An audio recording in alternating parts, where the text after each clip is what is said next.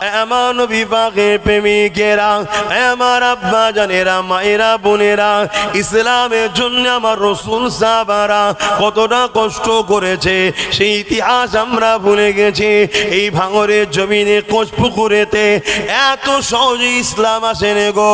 এই যে হাজার হাজার মানুষ আজকে আল্লাহকে চিনেছে, হাজার হাজার মানুষ নিজের স্রষ্টাকে সিজদা করে, হাজার হাজার মানুষ আল্লাহকে সুখে দুঃখে ডাকে, এই ইসলাম এত সহজে আসেনি গো। এর জন্য হাজারো মাকে সন্তান হারা হতে হয়েছে, হাজারো বোনেদের ঘরে বিধবা হতে হয়েছে।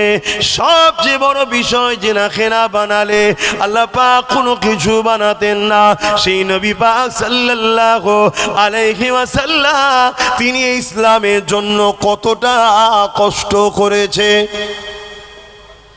আমাদের কি নবীর ওপরে দয়া আছে তো নাকি, মায়া আছে তো নাকি, ভালোবাসা আছে তো নাকি? তাহলে একটু ভাবা দরকার তো, যে আমরা কারবার নিয়ে, জমি নিয়ে, জায়গা নিয়ে, দুনিয়ার কাফের বেঈমান মুশরিক চোর বেঈমান গাদ্দার নেতাদের নিয়ে ভাবতে ভাবতে আমাদের শেষ সময়। আমার নবীলে কখন ভাববো? একবার ভাবা দরকার আছে না? না, আমার এই আলোচনায় অসুবিধা হচ্ছে না তো? মাইকের আওয়াজ বুঝতে পারছেন তো? এ নওজওয়ানেরা, আমার আম্মা জানেরা, আমার বোনেরা, আজ আমরা সহজ ইসলাম পেয়েছি গো, তাই ইসলামের ওপরে অতটা গুরুত্ব নাই। আল্লাহ নবী, নূর নবী, দয়া নবী ইসলামের জন্য কতটা কষ্ট করেছে। নবী আমার যখন মক্কা জমিনে আগমন করলে আল্লাহ নবী দেখতে লেগেছে মক্কার মানুষগুলো সব পৃথিবীর মানুষেরা, তাদের মধ্যে ইনসাফ বলে কিছু নাই, ইনসানিয়াত বলে কিছু নাই, দয়া ময়া বলে কিছু নাই। নারীগুলোকে বাবারাই জেন্ত পুঁতে দিতে লেগেছে। তারা এক আল্লাহকে ছেড়ে দিয়ে 360টা নকল খোদার উপাসনা শুরু করে দিয়েছে। আল্লাহ নবী এই দৃশ্যখানা দেখে তাদেরকে যখন বুঝাতে লেগেছে, তারা আমার নবী পাকের কথা এমনি এমনি মেনে লাইনে গো, উপরন্তু তারা আমার নবী পাককে কত আঘাত দিয়েছে, কত কষ্ট করেছে। আল্লাহ নবীর জীবন ইতিহাস দেখলে দেখা যায় মক্কা জমিনে নবী আমার যখন জালিম অত্যাচারীদের সামনে নবী আমার ইনসাফের কথা, তাওহীদের কথা, রিসালাতের কথা, মানবতার কথা, প্রেমের কথা যখন বলে, ওই সময় আবু জেহেল এসে আমার নবী পাকের সঙ্গে বিয়াদবি পর্যন্ত করে ফেলে। এ যুবকেরা, তরুণেরা, আল্লাহ নবী চোখ ভরা পানিলে কাঁদতে কাঁদতে ঘরে চলে যান। পরের দিন নবী আবার দিনের প্রচারে বেরোলেন, আবার নবী পাকের সঙ্গে বিয়াদবি করলো। এইভাবে রাসূল পাক সাল্লাল্লাহু আলাইহি ওয়াসাল্লামের উপরে নানান দিক দিয়ে জুলুম অত্যাচার করা হয়েছে।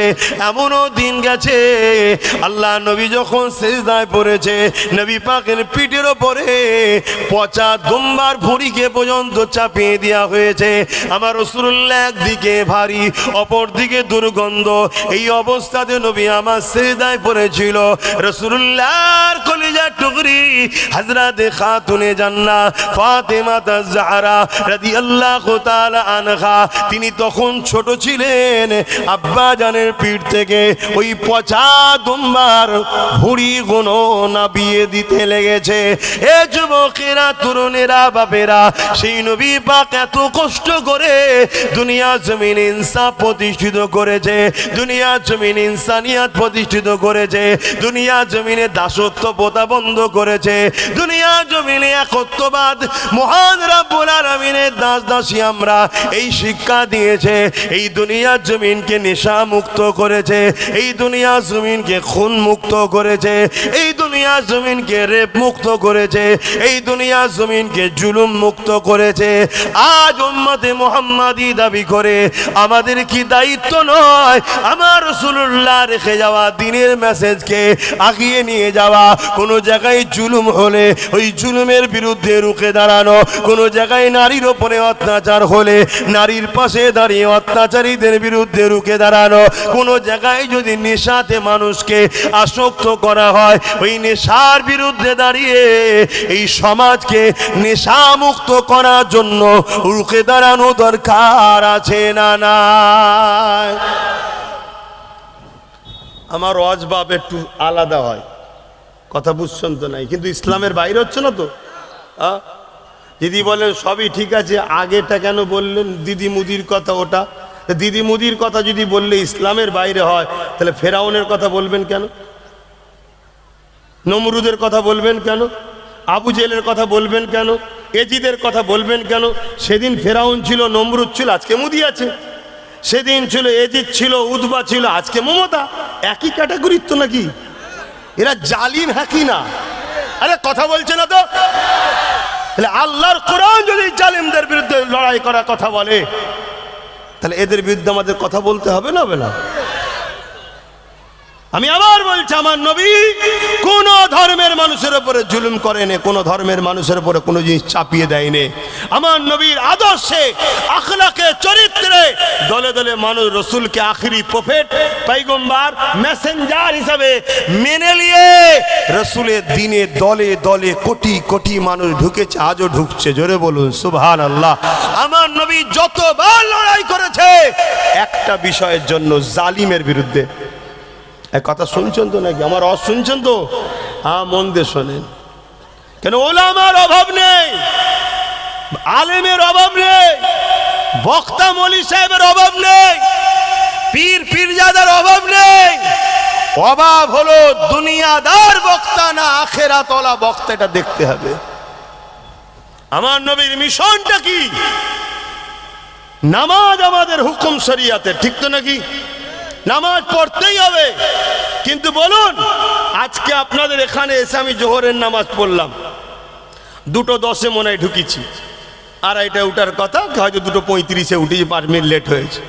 তো যাই হোক, এই যে আমি নামাজ পড়লাম, যারা নামাজ পড়েনি তাদের লস কি হলো?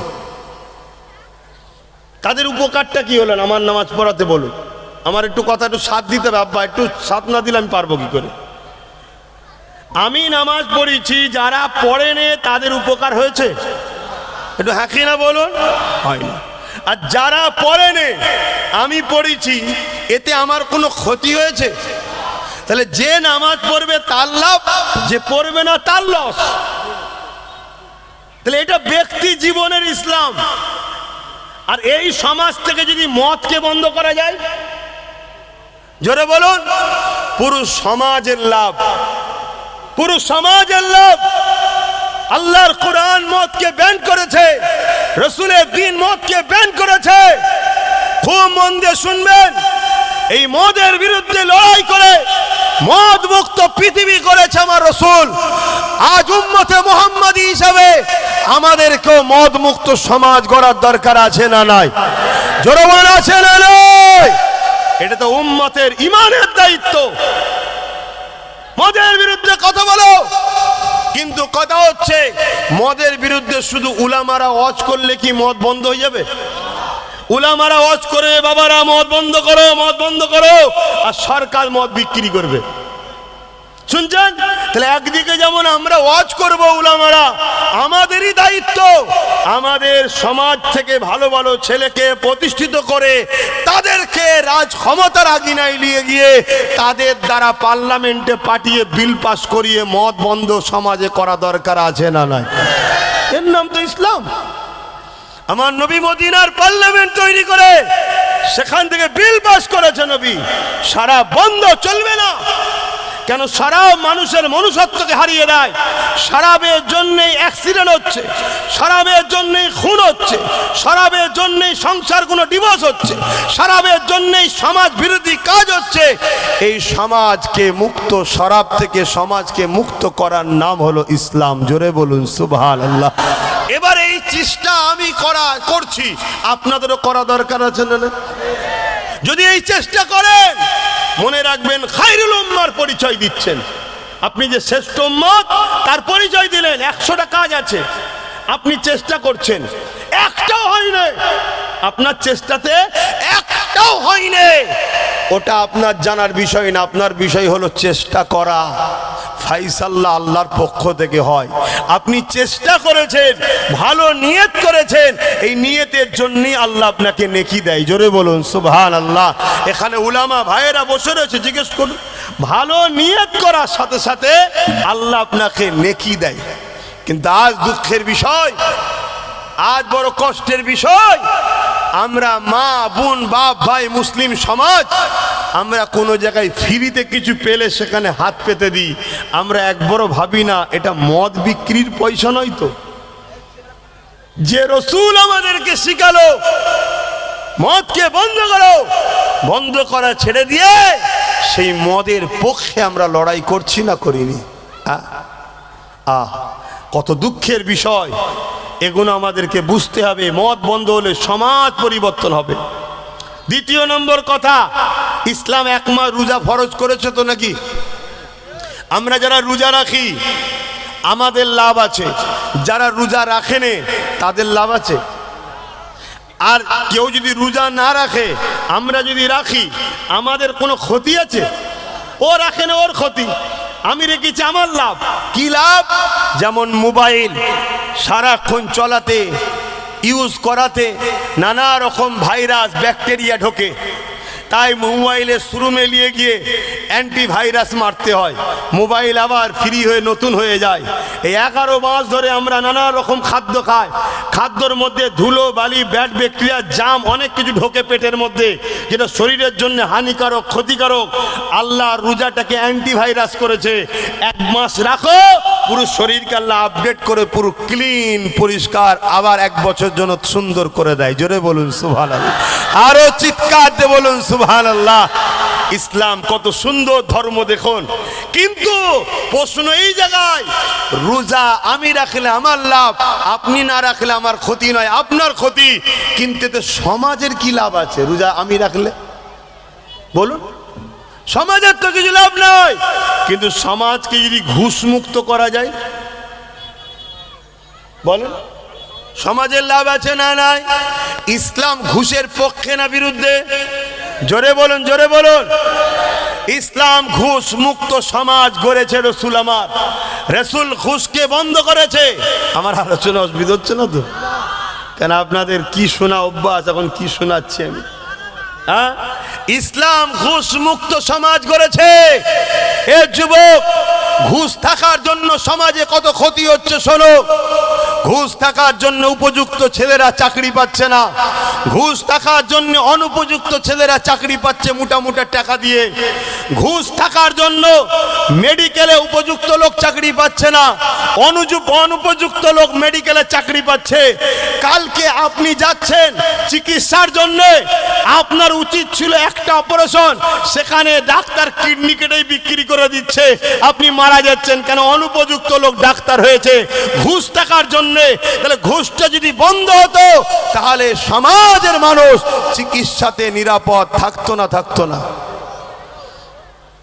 ইসলাম যেমন নামাজ শিখিয়েছে, ইসলাম যেমন রোজার কথা বলেছে, ইসলাম যেমন দাড়ি টুপির কথা বলেছে, ইসলাম যেমন হজের কথা বলেছে, ইসলাম যেমন মালদাদের জাকাতের কথা বলেছে, ঠিক তেমন ইসলাম নেশামুক্ত সমাজের কথা বলেছে, ইসলাম ঘুষমুক্ত সমাজের কথা বলেছে। এ যুবকেরা, তরুণেরা, বাপেরা, তাই বলে দিয়ে যাই, চেষ্টা আমাদেরকে করতে হবে। আর চেষ্টা করো, আল্লাহ বা একদিন বিজয় দেবে, একদিন কামিয়াবি দেবে। তোমার চেষ্টার জন্য আল্লাহ খুশি হয়ে যাবে। দুনিয়াতেও তোমাকে ইজ্জতওয়ালা করবে, পরকালেও তোমাকে আল্লাহ শানওয়ালা করবে। এ নওজওয়ানেরা, তরুণেরা, কিন্তু আজ বড় দুঃখের বিষয়, হুকুমত যদি নিজেই শরাব বিক্রি করে, হুকুমত যদি নিজেই ঘুষ খায়, তাহলে মনে রাখতে হবে এই সমাজ তখন ধ্বংসের দিকে যাচ্ছে।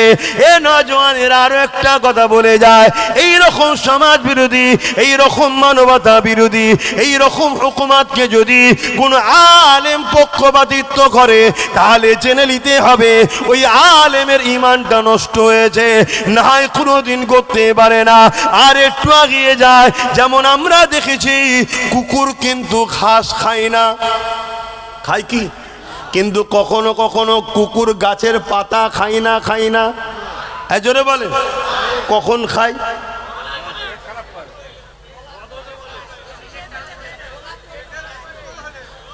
অনেকে বলছে ঘুষ হারাম, বেশি খেয়ে ফেললে।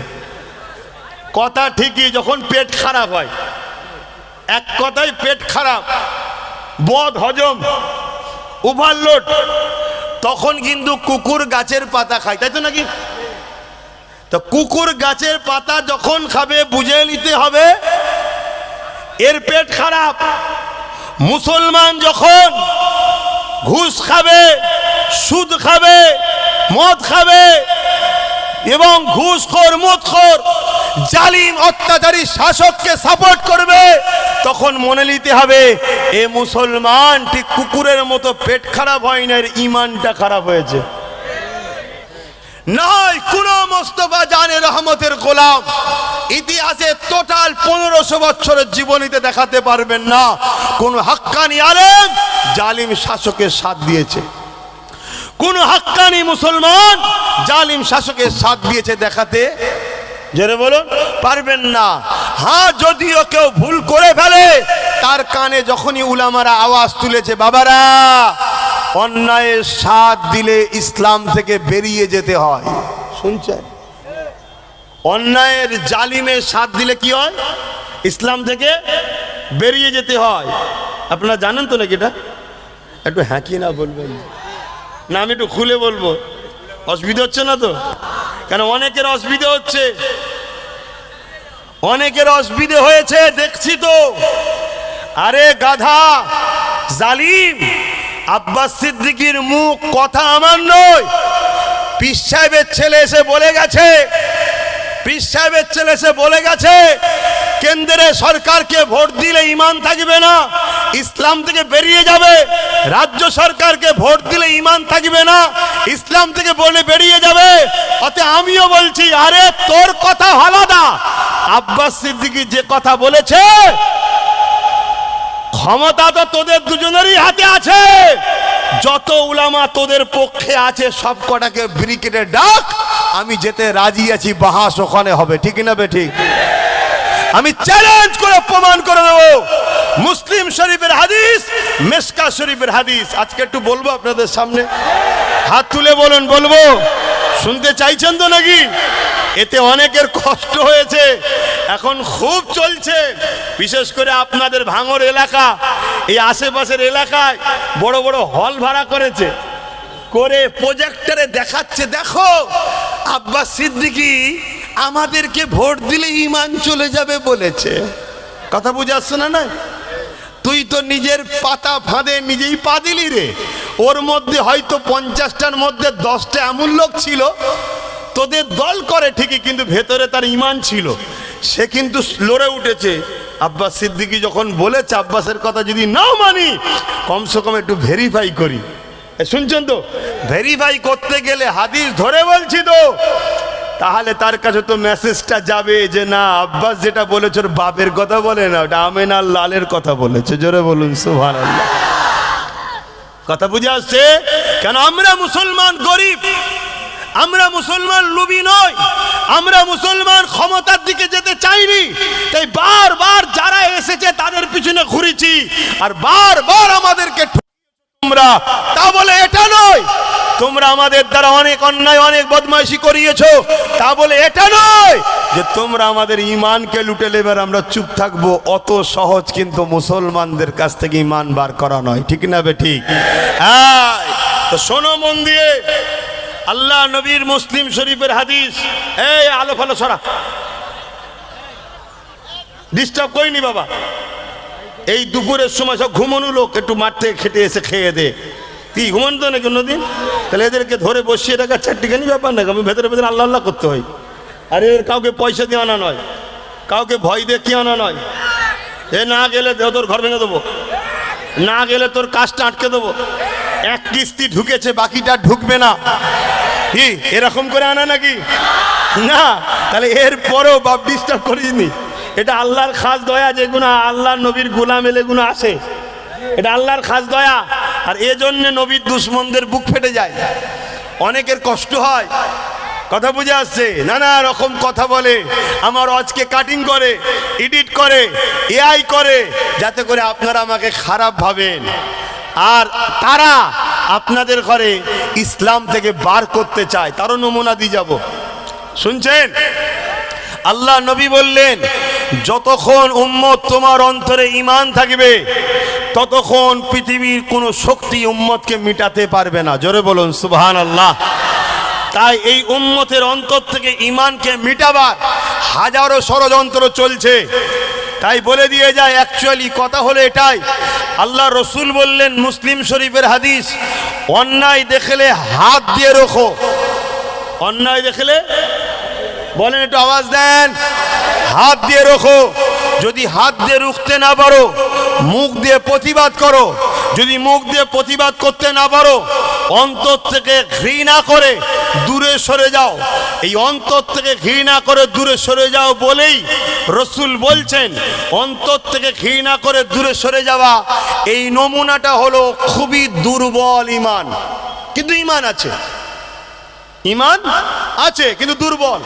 কেন আমাদের সমাজে সবার ক্ষমতা নেই হাত দিয়ে রুকা, সবার ক্ষমতা নেই মুখ দিয়ে প্রতিবাদ করা। কমসে কম রসুল বলছে এই নমুনাটা যেন থাকে। জালিম অন্যায় দেখলে অন্তর থেকে ঘৃণা করে দূরে সরে যাও। যদি এর মধ্যে কোনোটা না থাকে, তাহলে তার মধ্যে ঈমান, জোরে বলুন, নাই। এটা গেল মুসলিম শরীফের হাদিস। মেশকাত শরীফের হাদিস শুনছেন?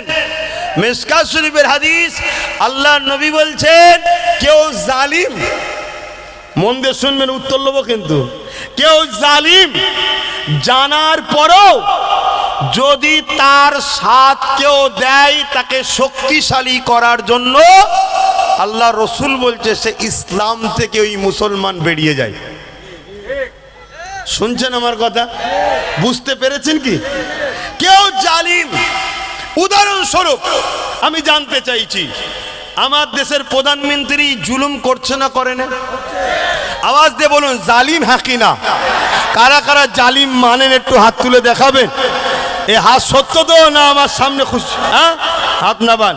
তাহলে আপনারা নিজেরাই সাক্ষী দিচ্ছেন কেন্দ্র সরকার জালিম। তা জালিম জানার পরও রসুল বলছেন, কেউ যদি তাকে এই নিয়েতে সাপোর্ট করে যাতে সে শক্তিশালী হয়, আল্লাহ রসুল বলছে সে ইসলাম থেকে বেরিয়ে যাবে।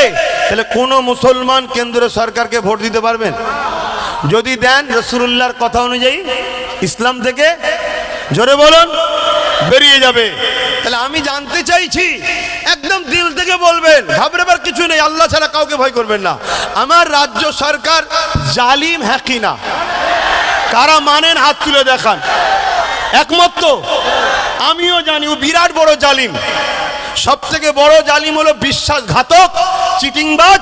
আমাদেরকে বলেছিল আন্দোলন করতে হবে না, আমি থাকতে ওয়াকফ যেতে দেবো না, কিন্তু গাদ্দার বিজেপির সঙ্গে সেটিং হয়ে বললো এক হয়ে গেছে। করেছে না করে না? আপনারা শুনেছেন তো নাকি? তাহলে এটা একটা জুলুম না জুলুম নয়?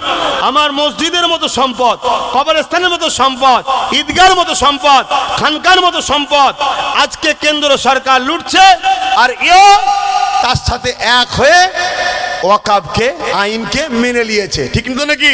তারপরে তামান্না মতো ছোট বোনকে বোম মেরে মেরে ফেললো। তারপরে ওবিসি মুসলমানদের চাকরি ফাকরি শেষ করে দিল। তারপরে বলেছে কোরআন শেষ হয়ে যাবে, আমার উন্নতি শেষ হবে না। এই কথাটা জালিম না জালিম নয়?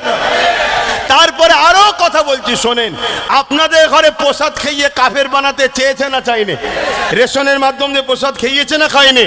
কেন নবী বলেছে ঈমান থাকলে হারাতে আমাদেরকে কেউ পারবে না। তা এ বেঈমান আমাদেরকে প্রসাদ খাইয়ে বেঈমান বানাতে চেয়েছে, যাতে করে এরা যখন আমাদেরকে মারবে আমরা জিততে না পারি। তাহলে বলুন, রাসূলুল্লাহর হাদিস জালিম জানার পরেও কোন মুসলমান যদি তাকে সাথ দেয়, তাকে ভোট দেয়, মানে সাপোর্ট করে, ভোট দেওয়া মানে কি? সাপোর্ট করা তো নাকি?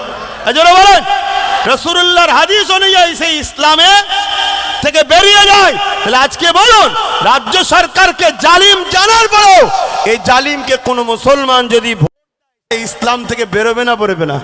হাত তুলে বলুন, একমত তো নাকি? একমত তো? তাহলে আমার একটা শেষ কথা আপনাদের কাছে, অন্যদিকে যাচ্ছি আমি, অন্যদিকে যাচ্ছি।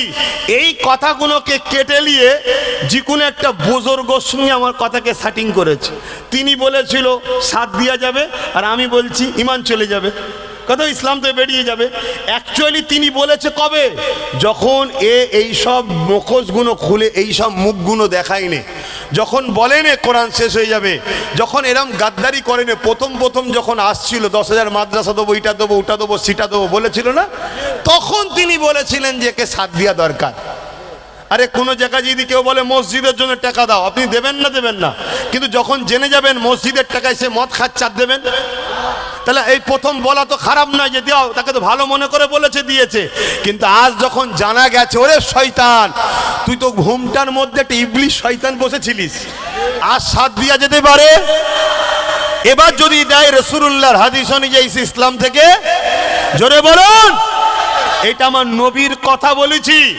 এতে অনেক মুসলমানের ঘরে ছেলের গরম হয়েছে, তারা সব বাইট দিচ্ছে, তোর গরম কেটে যাবে, তুই মন না শুধু একবার কবরে যখন ঢুকাবে তখন বুঝবি যে কি সর্বনাশ করেছি। শুনছেন তো নাকি? আমি এখন জানতে চাইছি শেষ কথা, যদি কেউ মসজিদ, মাদ্রাসা, কবরস্থান কোরআনের বিরোধী করে, তার ঈমান থাকবে? জোরে বলুন, থাকবে? আর তাকে যদি কেউ শক্তিশালী করে, তাহলে তার ঈমান থাকবে? একজন অমুসলিম কোরআন মানে নে, কিন্তু কোরআনের বিরোধী করে নে। একজন আদিবাসী কোরআন মানে নে, কোরআনের বিরোধী করে নে। একজন হিন্দু কোরআন মানে নে, কোরআনের বিরোধী করে নে। একজন সাঁওতাল কোরআন মানে নে, কোরআনের বিরোধী করে নে। মানুষ হিসাবে বাপ আদমের সন্তান তারা, আমরা মিলেমিশে থাকবো, ইসলাম ইজাজত দিয়েছে। কিন্তু বিরোধী করার রাইট নয়। বিরোধী যে করবে তার সঙ্গে মিশা চলবে। আমার কথা বুঝতে পেরেছেন? তাহলে আমাদের লড়াই হিন্দুদের বিরুদ্ধে নয়, আদিবাসী সাঁওতাল বাগদি তুলে কার বিরুদ্ধে নয়, আমাদের বিরুদ্ধে তাদের যারা ক্ষমতার জোরে ইসলামের বিরোধী করছে, মসজিদ মাদ্রাসাকে মিটাতে চাইছে। তাই আমি শেষ একটু উত্তর নেব। একদিকে আছে ইসলামের মসজিদ মাদ্রাসা, ওয়াকাব ও কোরআন শেষ হয়ে যাবে বলনেওয়ালা দিদি মুদি, আর আরেক দিকে আছে নবী বংশের আওলাদ, সুপ্রিম কোর্টে কেস করেছে কোরআন মসজিদ মাদ্রাসার পক্ষে।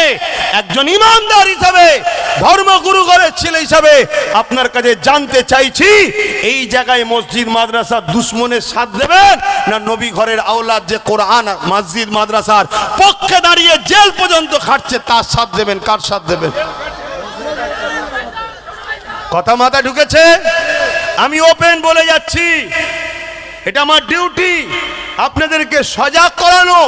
আপনি নেবেন কি না নেবেন সম্পূর্ণ আপনার ব্যাপার, আর আপনার থেকে কৈফিয়ত দেবে আল্লাহ, আমার ব্যাপার নয় এখানে। কথা বুঝে আসছে? কিন্তু আমাকে আল্লাহ ধরবেন, তুমি হক কথা বলুনি কেন? তাহলে একদিকে ইসলাম বিদ্বেষী জালিম অত্যাচারীরা রয়েছে, আর একদিকে নবী বংশের আওলাদ। ওপেন বলে যাচ্ছি, নওশাদ সিদ্দিকী রয়েছে। আপনারা কার সাথে আছেন? কার সাথে আছেন জানতে চাইছি। এটা ইমানি দায়িত্ব আছে না নাই? এবারে আপনাকে বলবে যে সব ঠিক আছে, জলসায় এসে এসব কথা বলবে কেন? বলতে পারে না? পারে না? যারা বলবে তাদের উদ্দেশ্য করে আমার মেসেজ, ওই দিন জলসায় এসে বসা বন্ধ হয়ে যাবে যেদিন আমার ধর্মীয় পবিত্র ইফতারকে পার্টির নামে রাজনীতি করা বন্ধ হবে। যেদিন আমার নবী দিবস, নবীর মিলাদুন নবীতে যে পিসাব করে পানি নিতে যায়নি তাকে তুলা মেম্বারে বন্ধ হবে, সেদিন আমারও আলোচনা বন্ধ হবে। যেদিন রাজনীতির নেতারা শিক্ষা, স্বাস্থ্য, কর্মসংস্থান বাদ দিয়ে মসজিদ দিয়ে কবরস্থান, ঈদগাহ, খানকা নিয়ে কোরআন শেষ হয়ে যাবে বলা বন্ধ হবে, সেদিন এখান থেকে আমারও বলা বন্ধ হয়ে যাবে। আগে তোরা বন্ধ কর। তোরা যদি আমার ধর্মে হস্তক্ষেপ করিস, উলামাদের দায়িত্ব তোদের কলজেই হাত ঢুকিয়ে দেওয়া দরকার আছে না? তাই আব্বাস সিদ্দিকী বলছে, আপনাদের অসুবিধা হচ্ছে। একজন হুজুর হিসাবে, পীরজাদা হিসাবে, একজন ইসলামের প্রচারক হিসাবে, একজন দায়ী হিসাবে এটা আমার ইমানি দায়িত্ব। এ জাতকে সাবধান করা, সমাজ সতর্ক করা যে তোমার একটা সহযোগিতা ভোটে এমন লোক ক্ষমতায় আসছে তারা মসজিদ মাদ্রাসা ভেঙাচ্ছে, তুমি কি তার জন্য দোষী নয়? জোরে বলো। কিন্তু তোমাদেরকে নতুন করে একটা প্ল্যান চলছে, ওই প্ল্যানটা একটু বলে দিই নাকি? সেই প্ল্যানটা হচ্ছে এটা, যখন বুঝতে পেরে গেছে জাহান্নামী, বুঝতে পেরে গেছে। কে বুঝতে পেরেছে? জাহান্নামী। বুঝতে পারছেন তো নাকি? হ্যাঁ, বুঝতে পেরে গেছে শয়তান যে আমার মুখ উঠে গেছে, পর্দা উঠে গেছে, মানুষ সব চিনতে পেরে গেছে যে আমি যে কত বড় পেতনি, লোক বুঝে নিয়েছে। অতএব আমার পক্ষে আর থাকছে না, তাই অন্য গেম করছে, অন্য প্ল্যান তৈরি করছে। কেন সবাই এখন ওই নবী বংশের আওলাদের দিকে মুখ করছে পারে সব জায়গায়। এইটাকে রুকার জন্য আবার ভাগাভাগি যাতে মুসলমানদের মধ্যে হয়, এই প্ল্যান পরিকল্পনাও করছে। আমার ডাউট হচ্ছে আরো নতুন নতুন পয়সা দিয়ে অনেককে বার করা হবে মুসলমান দরদি। এক কথা মাথায় বুঝতে পারছেন তো নাকি? কিন্তু সাবধান থাকা দরকার আছে না নাই? আরে মুসলমান ঘরে ছেলে মেয়েরা আসেন, ফিরে আসেন আমার রাসূলুল্লাহকে মহব্বত করে। কেন আমি বলবো না যে নবী আমার কত কষ্ট করে এই জমিনে আমাদেরকে মসজিদ করা শিখালো, যেখানে আল্লাহকে সিজদা দেওয়া হবে। যে নবী আমার কত কষ্ট করে আমাদেরকে কোরআন দিয়ে দিল, যে নবী আমার কত কষ্ট করে আমাদেরকে দ্বীনের শিক্ষা দিল। সেই নবী দ্বীনি প্রতিষ্ঠা মাদ্রাসাকে কেউ মিটাতে চাইবে, মসজিদকে কেউ মিটাতে চাইবে। আমরা পারি না গো, পেটের জন্য আমরা জালিমের সাথ দিতে পারি না, কারণ মৃত্যু একদিন না একদিন হবে। এ যুবকেরা, যে নবী আমার সারাটা জীবন তোমার আমার জন্য কেঁদেছে, আজও রওজা মুবারকে তোমার আমার জন্য কাঁদতেছে। এ নওজওয়ানেরা, আল্লাহ পাক যদি দুনিয়াকে শেষ করে দেবে, হযরত ইসরাফিল আলাইহিস সালামকে পাঠাবে, হযরত জিবরাইলকে পাঠাবে, হযরত মিকাইলকে পাঠাবে। দুনিয়া জমিনে যা কি আমার হাবিবকে যে উঠিয়ে নিয়ে আসে। এ নওজওয়ানেরা মন দিয়ে শোনে, আল্লাহ নবী নবী দয়া নবী রওজা মুবারক কোথায় রয়েছে? হযরত জিবরাইল সাল্লাল্লাহু খুঁজে পাবে না, কেন এই জমিনটাকে আল্লাহ ধ্বংস করে দেবে। কুল্লু মান আলাইহা ফান, সব কিছু ফানা করে দেবে, এই জন্য খুঁজে পাবে না। এই জন্য দুনিয়া জমিন থেকে হযরত জিবরাইল আলাইহিস সালাম দিয়ে বলতে লাগবে, ও রব্বি আল্লাহ পাক, আপনার হাবিব কোথায় রয়েছে? আমি জিবরাইল খুঁজে পাচ্ছি না। ওই সময় আল্লাহ পাক বলবে, জিবরাইল জমিনে কান লাগিয়ে লাগিয়ে শোনো, যে জায়গা থেকে দেখবে কান্নার আওয়াজ আসছে, ওই জায়গাতে আমার হাবিব তিনার গুনাহগার উম্মত উম্মতীদের জন্য কাঁদতেছে। আরো জোরে বলুন সুবহান আল্লাহু আকবার। সারা জীবন যে নবী আমাদের জন্য কেঁদেছেন, সেই নবী দ্বীনের জন্য আমাদেরকে ভাবা দরকার আছে না না? এটা তোমাদের ঈমানও, এটাই তো পরকালে নাজাত। শুনছেন তো নাকি? খুব মন দিয়ে শোনেন, খুব ভালো করে শোনেন। যুগে যুগে যখনই অত্যাচার বেড়েছে, জুলুম বেড়েছে, পাপাচার বেড়েছে, আল্লাহর পক্ষ থেকে নবী রাসূল এসেছে। আমার নবী হলেন খাতিমুন নবী, আর কোন নবী আসবে না।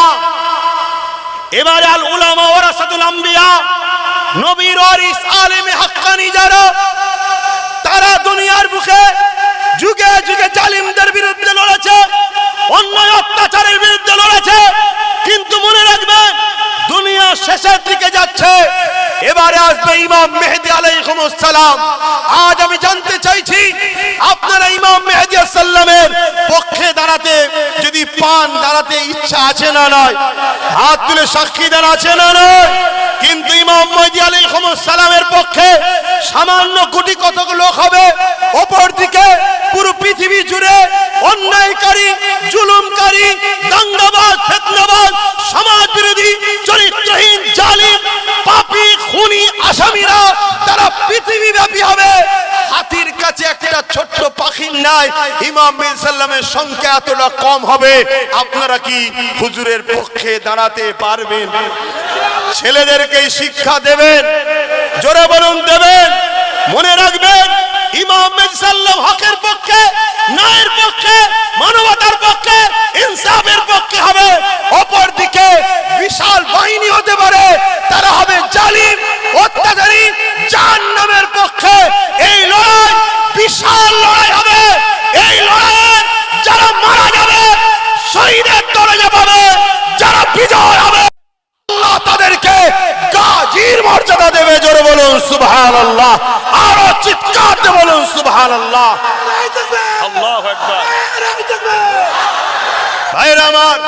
এই সজাগ আমার রসুল হাদিসে করেছে না করেনি? আর এই ওয়াজ যখন করব, মুসলিম নামের কিছু মুনাফিক তারা তখন বলবে এরা মানুষকে গরম করছে। শুনছেন তো নাকি? সত্য কথাটা গরম কিসের বলুন? নারীদের উপরে যারা জুলুম করবে তাদের বিরুদ্ধে লড়াইয়ের দরকার আছে না নাই? গরিবের উপরে যারা জুলুম করবে তাদের বিরুদ্ধে লড়াইয়ের দরকার আছে না নাই? অসহায়ের উপরে যারা জুলুম করবে তাদের বিরুদ্ধে লড়াইয়ের দরকার আছে না নাই? এই লড়াইয়ে যদি জালিমরা এক জায়গায় হয়ে শিয়ালের মতো সবাই মিলে ডেকে ডেকে বলে যে এরা কি বলে মৌলবাদী, এরা কঠোরবাদী, এরা সমাজ বিরোধী, কি বলে গরম করছে, যা বলে বলুক গে যাক, আমার রসুল গরিবের পক্ষে ছিল, আমরাও গরিবের পক্ষে থাকবো। আমার রসুল নারীর অধিকারের পক্ষে ছিল, আমরাও থাকবো। আমার রসুল মানবতার পক্ষে ছিল, আমরাও থাকবো। আমার রসুল অধিকারের পক্ষে ছিল, এতিম গরিব মানুষের চোখের পানি মুছিয়েছে, আমরাও মুছাবো। এই মুছাতে গিয়ে যদি সেদিনের আবু জেহেলের হাতে সাহাবারা শহীদ হয়েছে, আজকে সেই আবু জেহেলদের উত্তরসূরিদের হাতে যদি আমাদের শহীদ কপালে লিখে রাখে, আমরা জান দিতে রাজি আছি, মোহাম্মদ রসুলকে ছাড়তে রাজি নয়। ঠিক না বেঠে? হাত তুলে সাক্ষী দেন, ঠিক না বেঠে?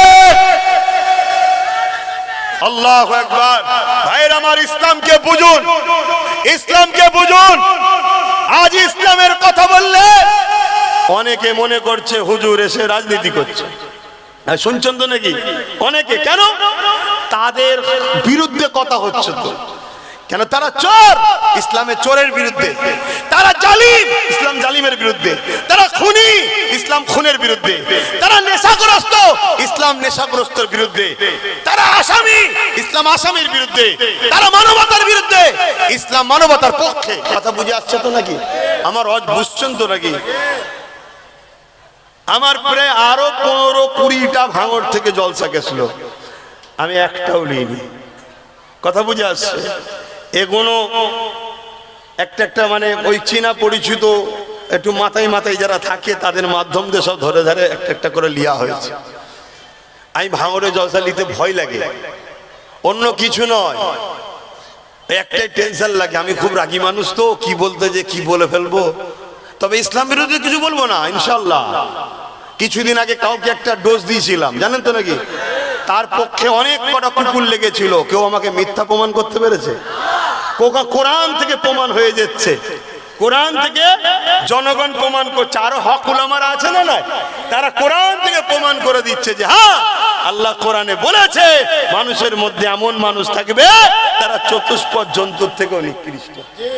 কি প্রমাণ হয়েছে না হয়নি? হ্যাঁ। তো ভাইরা আমার, কিন্তু ভয় মানে চিন্তা হয়, সাধারণ মানুষ, আম মানুষ, খেটে খাওয়া মানুষ, ধর্ম সম্বন্ধে হয়তো অতটা জ্ঞান ক্লোজ নাই ধর্ম থেকে, কিভাবে নেবে না নেবে এগুলো চিন্তা হয়। এজন্য একটু দূরে থাকতে চাই ভাঙরে। তা এলাম আজকে, কিছু কথা বলছি, কারো কষ্ট লাগছে না তো? অসুবিধা হচ্ছে? কিন্তু আমি লড়ছি ইসলামের বিরুদ্ধে না পক্ষে, তাহলে তো আপনার কষ্ট হওয়া উচিত নয়। ঠিক তো নাকি? হ্যাঁ। দেখবেন এই সমাজে কিছু মুসলমান আছে যারা বলে আমরা নেতা হই, যাই হোক XYZ, তারা তাদের দুনিয়ার বেঈমান, চোর, ইসলাম বিদ্বেষী নেতাদের জন্য কথা বলে, কিন্তু কখনো তাদের মুখ থেকে মসজিদ, মাদ্রাসা, কবরস্থান, আল্লাহর দ্বীনের পক্ষে কথা পাওয়া যায় না। তারা বলে না আমরা তো সেকুলার।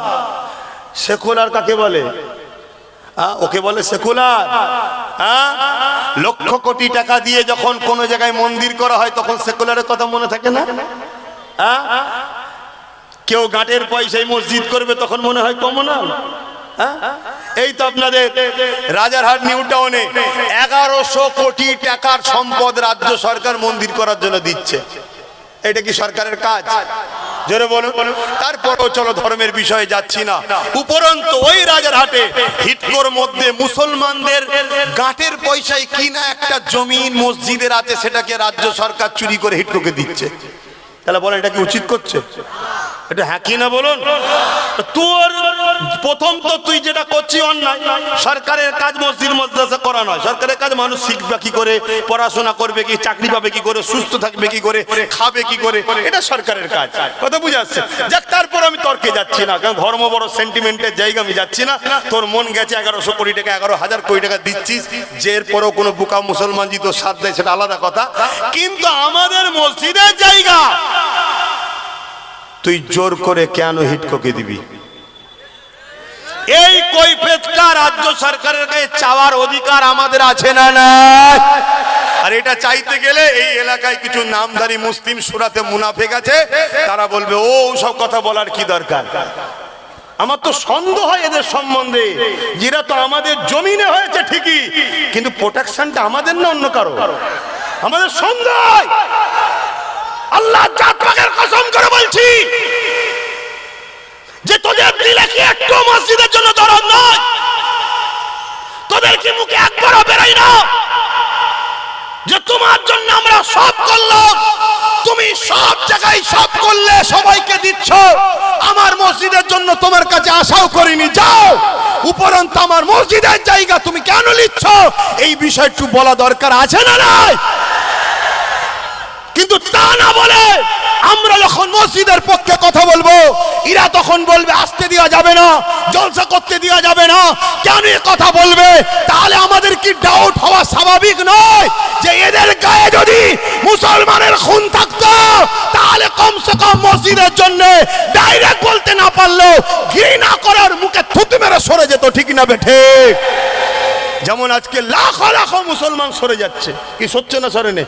হ্যাঁ, ওদের গায়ে ইমানদারের খুন আছে, ওরা মুসলমান খুনে তৈরি। হয়তো ধোকায় পড়ে হোক, বা চাপে পড়ে হোক, বা নাচারে হোক, বা কোনো শখে হোক, বা কোনো কারণে হোক, শয়তানের সাথ দিয়েছিল, কিন্তু শয়তানের যখন পেতনি মুখটা বেরিয়ে পড়েছে, তখন আস্তে আস্তে সব সরে যাচ্ছে। সরছে না সরে নেই? কিন্তু এরপরেও দেখো কিছু রয়েছে, তারা গুন্ডাগিরি করছে, সন্ত্রাসী করছে, পুলিশকে যে মুসলিম কওমের ছেলেদের মিথ্যা কেস দিচ্ছে, গ্যাজার কেস দিচ্ছে, মুসলমান ছেলেদের ঘরে অত্যাচার করছে, নিজেরা মারপিট করছে, ভালো ভালো ছেলের নামে কেস দিয়ে দিচ্ছে। এরকম শয়তান জালিম মুনাফিক মুসলমানদের মধ্যে আছে না নাই? খেয়াল করে দেখুন, এটা খেয়াল করে দেখো, খুব ভালো করে বুঝুন। আপনারা খেয়াল করতে পারছেন কি জানি না, একটা পরিকল্পনা চলছে, ওই পরিকল্পনাটা আপনারা বুঝতে পাচ্ছেন কি জানি না। এ আমার নবীর উম্মতিরা, তোমাদেরকে বাঁচাবার স্বার্থে বুঝাচ্ছি, এসব কথা না বললেও আব্বাস সিদ্দিকী অন্য কথা বলে জলসা করে চলে যেতে পারত, কিন্তু না, সময়ের ডিপেন্ডের উপরে ওয়াজ করতে হয়, এটা শরীয়তের হুকুম। আমার আল্লাহর বান্দা বান্দিদের ঘরে, নবীর উম্মতিদের ঘরে ফাঁসাবার একটা পরিকল্পনা হচ্ছে। সেই পরিকল্পনা হচ্ছে এটাই, মুসলিম এলাকায় যাও, না আইএস আছে, না আইপিএস আছে, না ডিএম আছে, না জজ আছে, কেউ আছে? কিন্তু মুসলিম এলাকায় গিয়ে দেখো প্ল্যান মাফিক তথাকথিত রাজনীতির নেতাগুলো আমাদের ঘরে বোম, বন্দুক, গুলি, মারপিট করিয়ে মুসলিম এলাকাগুলোকে, যেমন মিডিয়া খুললে ভাঙরে এই হয়, ওখানে এই হয়, মুসলিম এলাকাগুলোকে কলঙ্কিত করছে না করেনি? দাগি লাগাচ্ছে না লাগাইনে? এর কারণ একটা, এগুলো সব গুগলে, ইন্টারনেটে সব লোড হচ্ছে। আগামী 100 বছর পর যখন গণহারে মায়ানমারের মতো তোমাকে আমাকে কতলেআম করবে, AK-47 দিয়ে গুলি করবে, গণহত্যা করতে যাবে, তখন রাষ্ট্রসংঘ যদি হাত দেয়, হস্তক্ষেপ করে যে কেন মারা হচ্ছে, তখন এই রিপোর্টটা দেখাবে, দেখো ভাঙর মানে এখানে এই হতো, এই হতো, এই হতো, এই হতো, ওখানে মুসলিম এলাকা মানে এই হতো। এরা শিক্ষা থেকে পিছিয়ে, এরা সর্বসময় সমাজ বিরোধী। এটা একটা পরিকল্পনা হচ্ছে। কারা করছে? যাদের জন্য তোমরা লড়াই করছো তারা করছে। বোঝো আমার জাতি, আমার কওম বোঝো, এ উম্মতে মুহাম্মাদি নবীর উম্মত হিসাবে বুঝাচ্ছি, বোঝো এদের ষড়যন্ত্র এটা। তোমাকে এরা আইএস বানাবে না, আইপিএস বানাবে না, ডব্লিউবিসিএস বানাবে না, জজ বানাবে না, ডিএম বানাবে না, তোমরা একে বানাবে ওই ক্রিমিনাল বানাবে, যাকে এসে বলবে তুই তো বোম্বা দিছিস রে শয়তান, কথা বুঝে আসছে না রে? এরকম গুন্ডা তৈরি করবে, আর ওই গুন্ডাগুলো যখন বিপদের সিগন্যাল পাবে রাতারাতি ইসলামকে ছেড়ে দিয়ে ওদের ধর্মে চলে যাবে। এসব রেডি হয়ে আছে। তুমি কি জানো এদের 50 জায়গায় ঘর আছে? শুনছেন তো নাকি? এরা টুক করে লাভ মেরে চলে যাবে। আর ইতিহাস বলছে, স্পেনের ইতিহাস দেখো, স্পেনে যত বড় বড় সিনেমা হল, থিয়েটার হল, অফিস আদালত, আজকের দিনে গিয়ে দেখবে এগুলো অ্যাকচুয়ালি মসজিদ মাদ্রাসা ছিল। 800 বছর আমরা রাজত্ব করেছি। আমাদের মধ্যে গাদ্দাররা এভাবে স্পেনের মুসলমানদের ঘরে শেষ করে দিয়েছে। আজ যখন তোমাদেরকে বাঁচাবার জন্য আব্বাস সিদ্দিকী চিল্লাচ্ছে, এরা তখন আমার বাপ তুলে মা তুলে গাল দিচ্ছে না, যাই না বলুন। কিন্তু এর জবাব কখনো শুনেছেন আমার কাছে? না, ওর জবাব আমি দেবো না। আমি আমার রসুলের দ্বীনের পক্ষে লড়বো, আমি আমার নবীর দ্বীনের পক্ষে লড়বো। লড়তে গিয়ে সে যত বড়ই নেতা হোক তার বিরুদ্ধে আমি টক্কর দিতে রাজি আছি। হতে পারে তার পাশে অনেক বড় সুপার পাওয়ার থাকতে পারে, মিসাইল থাকতে পারে, যা খুশি থাকতে পারে, আরে আমার কাছে কিচ্ছু নেই। এই হৃদয়ে মুহাম্মদ সাল্লাল্লাহু আলাইহি ওয়াসাল্লামের অগাধ প্রেম, ভালোবাসা, ভক্তি, বিশ্বাস আছে, আল্লাহর উপরে ভরসা আছে, এছাড়া আর কিছু নেই। চলো, ঠিক না বে ঠিক?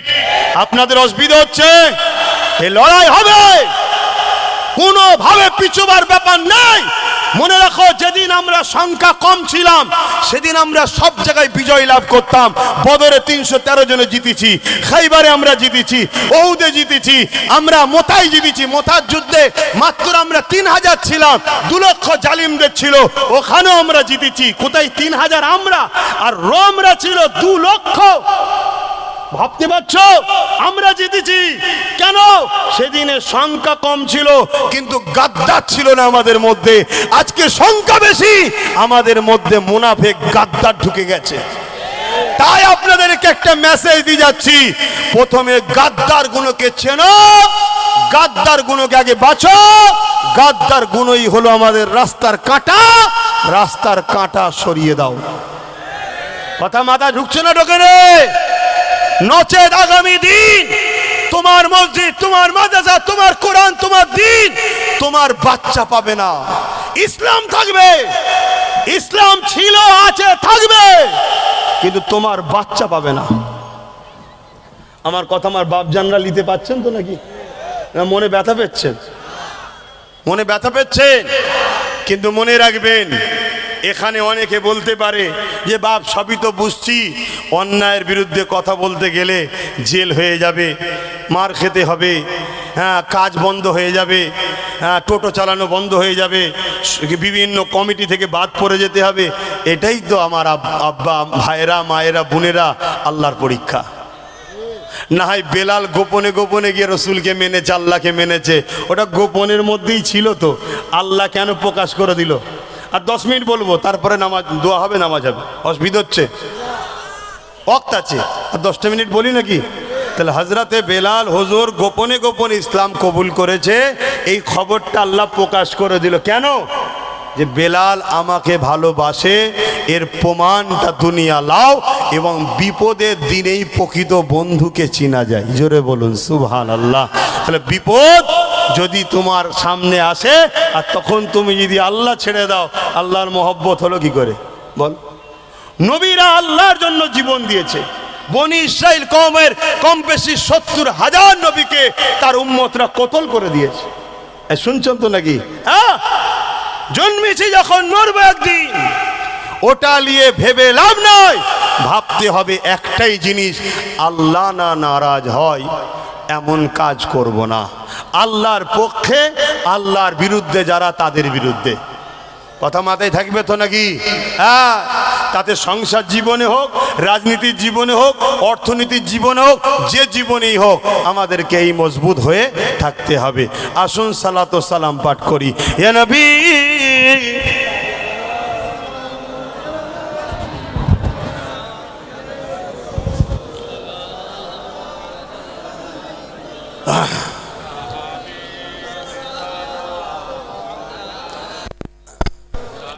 আপনারা সব দাঁড়িয়ে সালাম দেন তো নাকি? মনে রাখবেন, এই দাঁড়ানো আর বসালি আমাদের মধ্যে একটা মতনৈক্য আছে, আছে না নাই? এই মতনৈক্যকে আমাদের দূর করতে হবে।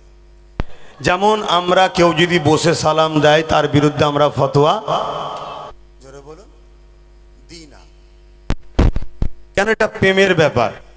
তাই আমরাও দাঁড়িয়ে দিলে কেউ আমাদের বিরুদ্ধে ফতোয়া দিক, এটাও আমরা পছন্দ করি না। কেন? আজ আমাদের মসজিদ বিপদে, মসজিদ দাঁড়ানোওয়ালা বসাওয়ালা সবার, তাই তো নাকি? কবরস্থানে আমিও শোবো, তুমিও শোবে, ঠিক তো নাকি গো? তাহলে এই জায়গায় দাঁড়িয়ে থেকে আমাদেরকে সংগঠিত হতে হবে।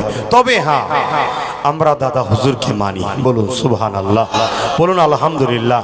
কারা কারা দাদা হুজুরকে মানেন একটু হাত তুলে দেখাবেন। মাশাআল্লাহ মাশাআল্লাহ মাশাআল্লাহ। আমি একটা কথা জিজ্ঞেস করব ভাই, বিগত দিন একটা সরকার চলছিল বাংলায়, তার বিরুদ্ধেও দাদা হুজুরের আওলাদরা প্রতিবাদ না করেনি? কে করেছে, কজন করেছে, আমি ওইদিকে যাচ্ছি। আর অন্যায়ের প্রতিবাদ দাদা হুজুরের আওলাদরা করেছে, হ্যাঁ কি না? যখন প্রতিবাদ করেছিল বিগত সরকার কি দাদা হুজুরের আওলাদদেরকে কাঁচা কাঁচা গাল দিত, উল্টো পাল্টা বলতো? কিন্তু আজকের দেখুন এই শয়তানগুলো দেখুন, যেই এদের বিরুদ্ধে কেউ মুখ খুলছে অমনি সে হয়ে গেল খারাপ। যতদিন এদের তোষণ করবে ততদিন হবে ভালো। তাহলে আজকে দাদা হুজুরের আওলাদ দেখারে কিভাবে গালিগালাজ করছে শুনছেন তো? আমার কথা নাই, বাদ দেন। আমি আজ থেকে গাল খেচ্ছি না, 7-8 বছর ধরে গাল খেচ্ছি। কিন্তু যারা বিগত দিন এদেরই খুশি করেছিল আজকে ধরুন কথা বলছে। এখন কি জন্যে বলছে না বলছে আমি তর্কে যাচ্ছি না, কথা বুঝে আসছে। কিন্তু আজকে দাদা হুজুরের আওলাদদের কত ছোট বড় কথা বলছে না, বলেন? কিন্তু বিগত সরকার তো একটা ছিল, তখন তারাও অন্যায় করেছিল। যখন মাদ্রাসায় জঙ্গি হবে না কিরম বলেছে, জঙ্গি তৈরি হয়, তারা লাস্টে ক্ষমা চাইতে বাধ্য হয়েছিল, জানেন তো নাকি? তাহলে আজকে সেই জায়গাতে এই দাদা হুজুরের আওলাদদেরকে এই গালিগালাজ করছে, এটা আপনারা ভালো নজরে নিচ্ছেন? হ্যাঁ, কি চাইছে জানি না। এই মেসেজ কিন্তু পুরো দুনিয়াতে যাচ্ছে, শুধু বাংলায় নয়, বাংলার বাইরেও যাচ্ছে, শুনছেন? আর মনে রেখে দিও, দাদা হুজুর শুধু বাংলার মুজাদ্দেদ নয়, জবানার মুজাদ্দেদ। আল্লাহ ছাড় দেয় ছেড়ে, এটা আখরি জবানা। এখন আল্লাহ কিছু ঘটাবে না আর, কেন? যদি ঘটে ঘন ঘন পরিবর্তন হবে তো। এখন দুনিয়া শেষের দিকে, শুনছো আমার ভাইগুলো? দুনিয়া শেষের দিকে। যাক, এর পরেও বলছি, আমরা বিভিন্ন সিলসিলা, বিভিন্ন দল আছে, যার সিলসিলা, যার আমির, যার হুজুর, যার শায়েখ, তার কাছে থাক। আপনাকে আমার বলবো না চলে আস, আর আমারটাকেও আপনার যেতে হবে না, আমরা দাদা হুজুর গেলে আছি। কিন্তু মসজিদটা আমাদের সবার, হ্যাঁ কি না? কবরস্থানটা সবার, হ্যাঁ কি না? এই জায়গায় যে পাওয়ারের জোরে ওরা মসজিদ মাদ্রাসাকে লুটছে, ওই পাওয়ারকে দখল করো। ওই পাওয়ার দখল করে যেভাবে ওরা আমাদের থেকে কেড়ে নিচ্ছে, আমরা পাওয়ার দখল করে আমাদের জিনিস আমরা ফিরিয়ে নেব। রাজি আছেন তো নাকি? রাজি আছেন তো? ওরাও যদি অনেক বছর ধরে টার্গেট করে এই জায়গায় পৌঁছাতে পারে, আমরাও টার্গেট করছি একটা দিন পৌঁছাবো ইনশাআল্লাহ। তখন আমার ওয়াকাফের জায়গার উপরে কারখানা থাক আর ফ্যাক্টরি থাক, যাই থাক, ওটা সবটাই ওয়াকাফ হবে। কথা বুঝে আসছে না? নাই কত আদানি আম্বানির কিনা শখ আছে, কেন না? কেন? চেষ্টা করলে হয় না, হয় না? হ্যাঁ, আমি কিছুই বুঝতাম না, কিছুই জানতাম না, বিসমিল্লাহ বলে চেষ্টা করেছি। একদম নতুন নতুন ছেলে সব, তারা মিলিয়ে দেখুন আল্লাহ কারে বিজয় এখানে হয়েছে না হয়নি। কিন্তু আজকের মহল আবার আলাদা। আজকে শুধু এখানে নয়, আলহামদুলিল্লাহ সব জায়গায় জেগে গেছে। কথা বুঝে আসছে? একটা ভালো জায়গা। তা যে লোহা দিয়ে এইটাকে কাটলো, ওই লোহা আমাদেরকেও তৈরি করতে হবে। কথা বুঝে আসছে? যে রাস্তা দিয়ে, যে ক্ষমতা দিয়ে আমাদের ওয়াকাফকে নিচ্ছে, কি ক্ষমতা ভাই? জোরে বলুন। তাহলে ওইটাকে উদ্ধার করতে গেলে ওই ক্ষমতারই দরকার আছে না নাই? হুজুর ফুঁদে দিলে হয়ে যাবে? ফুঁয়ের জায়গায় ফুঁ দাও না, কে মানা করেছে? কিন্তু যেখানে ফুঁ চলবে না সেখানে তো কাজ করতে হবে নাকি? হ্যাঁ, তা আমি নাই করছি না, ইনি নাই ইমাম সাহেব, উনি নাই হুজুর সাহেব, মৌলানা সাহেব, মুহাদ্দিস সাহেব, মুফাসসির সাহেব, হাফেজ সাহেব, কিন্তু আমাদের ছেলেরা আছে না নাই, এদের অন্তরে মসজিদের প্রেম নেই, তাহলে আমরা এদেরকে পরিচালনা করবো। এ বাবা তুই যা, বাবা আল্লাহর ঘর বাঁচাতে হবে, তুই যা যা, যেখানে আইন তৈরি করেছ ওরা ওখানে তুই ঢোক। একটা দুটো চারটে পাঁচটা 10টা 20টা 100টা 200টা একদিন কামিয়াবি হবে না হবে না? যা বাবা, তোরাও আইন তৈরি করে ফিরিয়ে নিবি। আবার এই চেষ্টার দরকার আছে না নাই? ইন্নামাল আমালু বিন্নিয়াত, আল্লাহ নিয়তের খবর জানে। কথা বুঝে আসছে? এই জায়গায় মাথায় রাখো। অতএব সবারটা সবার জায়গায় থাক, আমার ধর্মের ওপরে কেউ আঘাত দিক এটাও আমরা পছন্দ করি না। আসেন, এরপরও অনেকে বলতে পারে নকলের গায়ে লেখা থাকে নকল হইতে সাবধান। সবচেয়ে বড় ধর্ম খেলে যারা রাজনীতিতে ডুবে বসে আছে দিদি মুদি, তারাই বলছে ও আমরা ধর্ম নিয়ে কথা বলি না। শুনছেন তো নাকি? নকলের গায়ে লেখা আছে নকল হইতে সাবধান। তা আমি হুজুর, আমার বলা দরকার আছে না নাই? হ্যাঁ, আমি হুজুর তোমার শিষ্য ভক্ত মুরিদ অনুসারীদেরকে বলবো যে বাবারা ওরা জুলুম করলো, বাবা রাজ ক্ষমতাতে দখল করে নিল, বাবা তোরা সাধারণ ছেলে, ক্ষমতা আছে বাবা, তোরা দাঁড়া লড়, আমি দোয়া করছি। এবং আমার ঘরের একটা সন্তান ভাইকেও দিয়ে দিয়েছি, যা লেলর, তাতে যদি জীবন চলে যায় যা, আল্লাহর ঘরের জন্য জীবন দেবো ইনশাল্লাহ। ঠিক না বে ঠিক? হ্যাঁ, আমি তো প্রথম থেকে বলে আসছি, আল্লাহ যদি আমার নসিবে বড় রাখে তাহলে আল্লাহর দ্বীনের জন্য লড়তে গিয়ে আমি শহীদ হব। এটা বড় নসিবের ব্যাপার। কিন্তু আমাদের সমাজের হাজারো মুসলমান জালিমদের জন্য লড়তে গিয়ে মরেছে। কথা বুঝে আসছে? কিন্তু আলহামদুলিল্লাহ আজ মানবতার পক্ষে, ন্যায়ের পক্ষে নবী খানদানের আওলাদের সঙ্গে সাথ দিয়ে আল্লাহর আমার কয়েকটা ভাইকে ডেকেছে, আল্লাহ তাদের কবরে উঁচু মাকাম দান করে, বলুন আমিন। আসুন সকলে সালাত ও সালাম পাঠ করি। ইয়া নবী সালাম, ইয়া রাসূল, ইয়া হাবিব সালাম, সালাওয়াতুল্লাহ।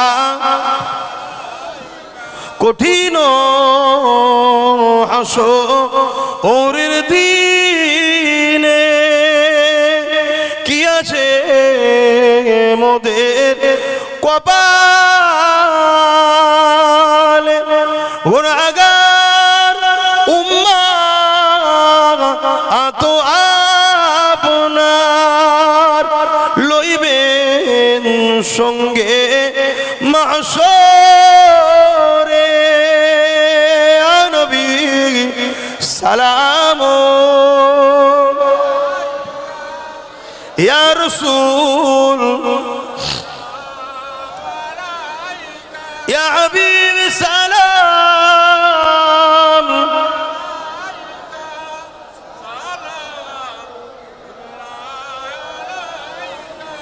জিবরাইল দিলে যে আওয়াজ, খুলে দাও আসমানের দুয়ার। এসেছেন নবী ঈদের সরদার, করিতে আল্লাহ আরো দিদার। নবী সালাম, ইয়া রাসূল সালাম, ইয়া হাবিব সালাম।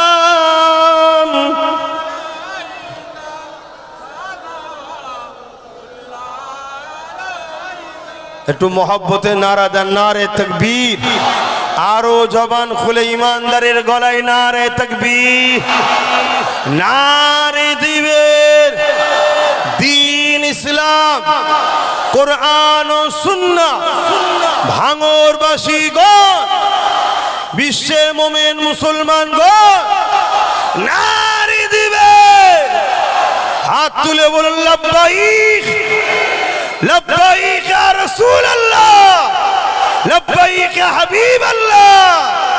নারে দিবে ভারতবর্ষ দ্বীন ইসলামের দুশমনে